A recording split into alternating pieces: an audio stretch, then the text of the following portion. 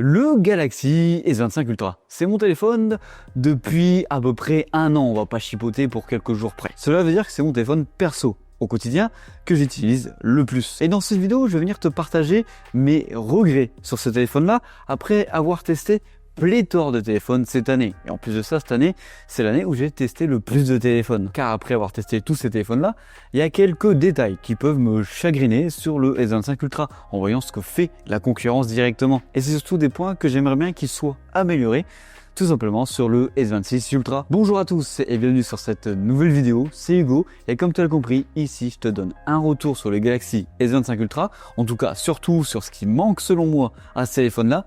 Tu peux bien sûr me donner en commentaire ton retour utilisateur après une longue période sur celui-ci.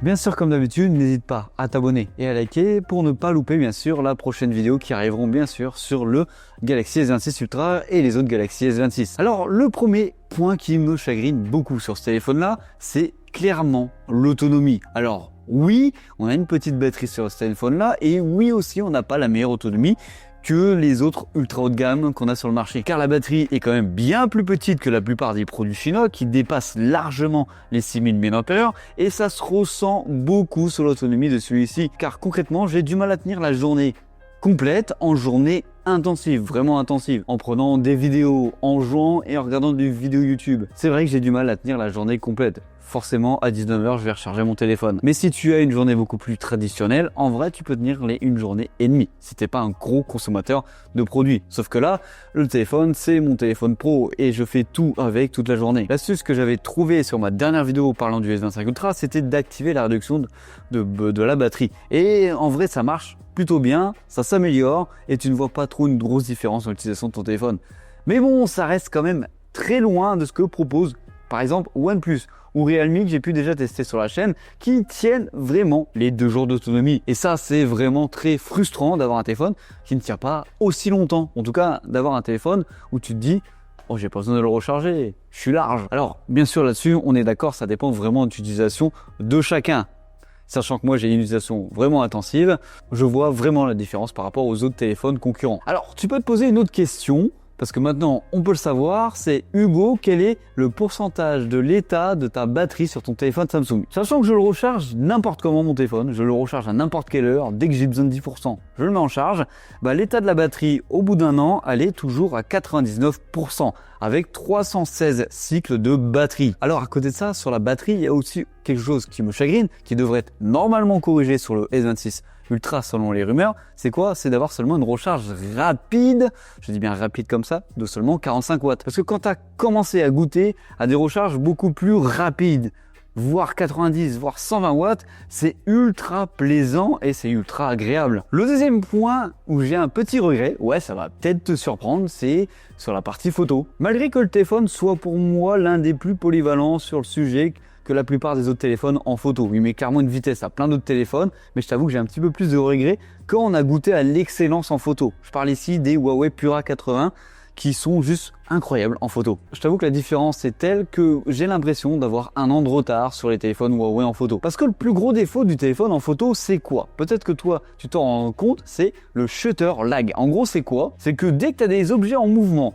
il y a un mini décalage entre la prise de photo et la vraie photo qui est prise. Le résultat, c'est que les sujets en mouvement, par exemple des enfants, des animaux ou des voitures, sont souvent flous. Alors ça le fait un peu de jour, mais ça le fait surtout beaucoup de nuit. Avoir des photos de nuit avec un objet en mouvement, c'est pratiquement impossible. Le deuxième regret que je peux avoir en photo, c'est le téléobjectif zoom optique x3. C'est le zoom optique que j'utilise le plus pour tourner mes vidéos avec ce téléphone-là quand je filme des produits. Je trouve qu'il est un petit peu vieux par rapport à la concurrence et je trouve qu'il manque un petit peu de piqué par rapport aux autres capteurs, surtout le capteur principal ou le zoom optique x5. Le troisième regret que je pourrais avoir sur ce téléphone-là, c'est un regret qu'on a eu direct dès sa sortie, dès sa présentation, c'est le S Pen. Alors je ne suis pas le plus grand utilisateur du S Pen. Si je le sors une fois par semaine, en vrai c'est bien. Mais il manque vraiment l'option la plus importante du S Pen, c'est l'option télécommande. télécommande pour contrôler mon téléphone à distance. Ce qui me permet par exemple de faire des petits zooms à distance ou prendre des photos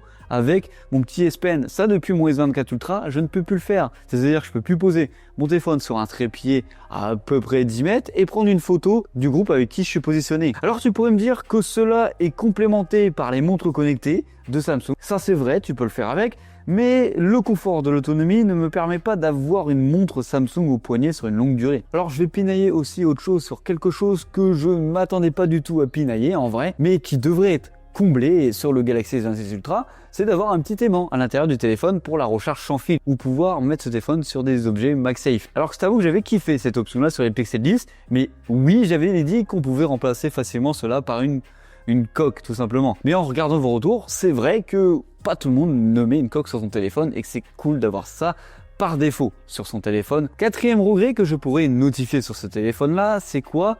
C'est l'IA. Alors oui, ça peut encore te surprendre parce que l'IA sur ce téléphone-là, c'est l'une des plus poussées sur le marché. Ça met une tempête à Apple, à Xiaomi ou au Honor, un peu moins à Google, c'est kiff kiff. Parce que sur ce téléphone-là, j'aime beaucoup utiliser l'IA du téléphone, que ce soit celle de Google ou celle de Samsung, c'est très pratique. Mais la plupart des fonctionnalités ne fonctionnent pas en local. Donc en gros, dès que tu es à l'étranger et dès que tu n'as pas internet, en gros ça ne fonctionne plus. Ça ne t'aide plus, ça ne t'accompagne plus et ça ne sert plus à rien. Comme par exemple la retouche photo pour supprimer un objet, le clavier Samsung par exemple pour la correction d'orthographe. En gros, en soi, la plupart des options ne fonctionnent plus du tout dès que tu n'as plus internet. Alors, du coup, pour conclure sur ce téléphone-là, alors oui, dans cette vidéo-là, je t'ai stipulé mes regrets. En soi, le téléphone, il est presque parfait à moins de pinailler un chouïa. Et en fait, comme je te l'ai dit en début d'année, je vais te sortir la même conclusion, c'est simplement un S24 Ultra V2, ce téléphone-là. Avec, oui, des retouches appréciables par rapport au S24 Ultra,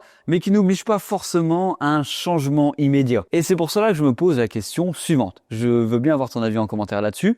Est-ce que l'année prochaine, en tout cas dans 1 mois, 2 mois grand max, est-ce que je vais pas plutôt prendre un autre téléphone que le S26 Ultra en tant que téléphone perso? Car d'autres horizons me tentent bien, surtout le Xiaomi 17 Ultra qui me donne vraiment envie, surtout sur la partie photo et vidéo, car moi c'est mon cœur de métier et c'est ce qui m'intéresse le plus. Et pourquoi pas le Honor Magic 8 Pro, voire la version Ultra qui est en rumeur sur les petits papiers comme quoi elle pourrait sortir. Alors il faut garder à l'esprit qu'aucun téléphone n'est parfait. Le Galaxy S25 Ultra reste quand même l'un des meilleurs téléphones sur le marché, le plus complet ou même voire le plus polyvalent du monde en 2025, même pour l'année 2026. Donc en gros, si tu comptes l'acheter, tu n'auras pas de regrets. Ça dépend vraiment de ton avis perso et de ce que tu vas en faire. Comme d'habitude, je vais bien voir ton avis en commentaire avec ton retour sur ton Galaxy S25 Ultra. Je sais que sur la chaîne Gigatop, il y a énormément de consommateurs et d'amoureux de la marque Samsung. Donc je vais bien avoir ton retour construit sur ton produit ou sur ton futur